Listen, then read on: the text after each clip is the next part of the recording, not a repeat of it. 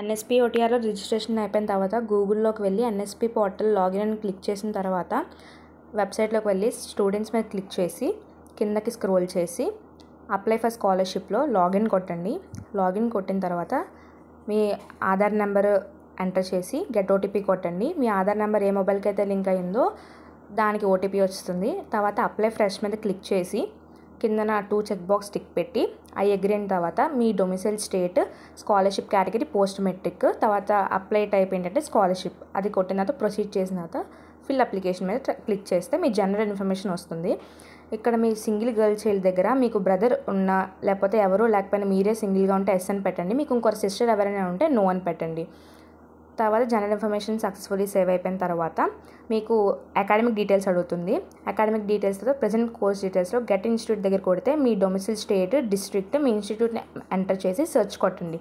Search కొట్టిన తర్వాత next మీ ఈ రిక్వైర్డ్ డీటెయిల్స్ అన్ని ఫిల్ చేయండి. మీ అడ్మిషన్ నెంబరు, అడ్మిషన్ ఏ ఇయర్లో అయ్యింది, మీ రోల్ నెంబరు, సెక్షన్, నెక్స్ట్ మీ previous academic details, 10th class details, 12th class details enter చేయండి. ఎంటర్ చేసిన తర్వాత సేవ్ అండ్ నెక్స్ట్ కొట్టండి.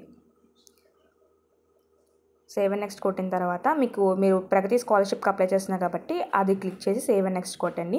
నెక్స్ట్ మీ 10th class percentile, 12th class percentile కూడా ఎంటర్ చేసి సేవ్ అండ్ నెక్స్ట్ కొట్టండి. తర్వాత ఇక్కడ డాక్యుమెంట్స్ అడుగుతుంది. సో ఆ డాక్యుమెంట్స్ అన్నీ మీరు అప్లోడ్ చేయాలి. ఎక్స్క్లమేటరీ మార్క్ ఉన్నవన్నీ మాత్రం ఖచ్చితంగా మ్యాండేటరీ.